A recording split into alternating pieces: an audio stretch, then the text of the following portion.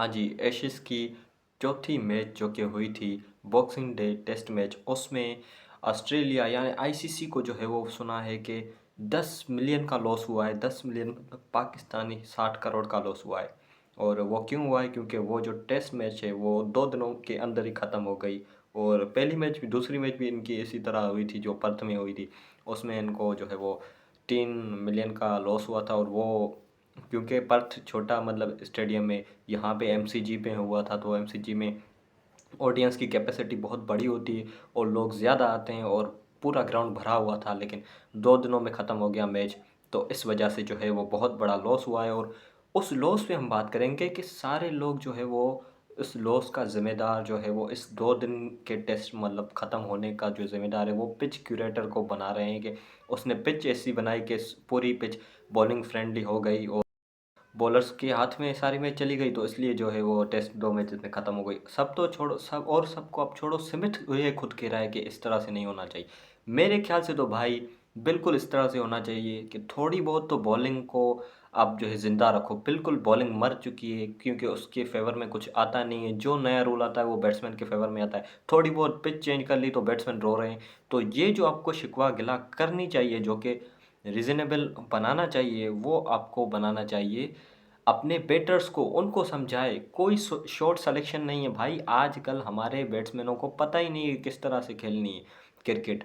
ये वही content, short form content देखते हैं 15 सेकंड का, 10 सेकंड का टिकटॉक से, और वही माइंडसेट के साथ ये क्रिकेट खेलते हैं, जिस वजह से इनको बैटिंग ही नहीं करना आ रही टेस्ट फॉर्मेट में। ये टी20 के फॉर्मेट को खेलते हैं।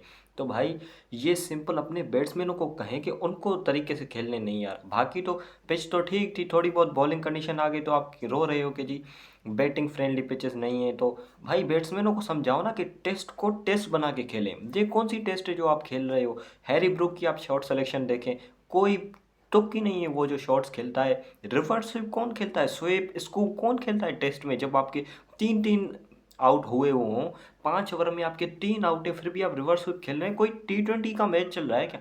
टी20 में भी ये जो है वो अगर 5 ओवर में 3 आउट हो जाए पहले में, तो कोई नहीं खेलता इस तरह तेज़ जितना ये इंग्लैंड वाले, और ऑस्ट्रेलिया भी हेड इसी तरह ही खेल रहा है। तो बात यह है कि अपने बैट्समैनों को थोड़ा सा गाइड करें, उनके लिए अलग एक कोच रखें कि टेस्ट को इस तरह खेला जाता है। आप सारे टी20 का माइंडसेट लेके जो आए हुए हैं, ये टेस्ट फॉर्मेट है, इसको इस तरह खेलें।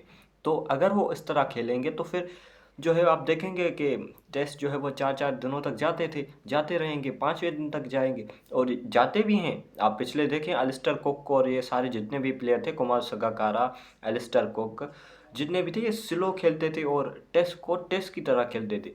हालांकि बॉलर तो उस वक्त भी थे, बॉलिंग फ्रेंडली पिचेस उस वक्त भी बनती थी। पर्थ की आपको पिच याद नहीं है जो 2013 में पिच थी? उसमें खेला था ना, बेन स्टोक्स ने 120 मारे थे, क्योंकि उस वक्त उनको पता था कि किस तरह टेस्ट खेलना है। आजकल वो माइंडसेट ही नहीं है हमारे प्लेयर्स में।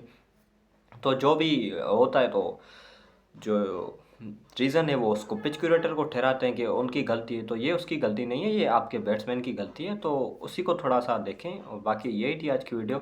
उम्मीद है आपको पसंद आई होगी। एशेज़ पे भी मैं कंटेंट बना रहा हूँ और पाकिस्तान में तो बनाता ही बनाता हूँ। तो अगर आपको ये कंटेंट पसंद आ रहा है तो लाइक सब्सक्राइब करें, मुझे सजेस्ट करें, सजेशंस दें कि आपको किस किस पे एनालिसिस पे वीडियोस चाहिए, तो उसी पे ही मैं बनाऊंगा। मिलते हैं अगली वीडियो में, तब तक के लिए अल्लाह हाफ़िज़।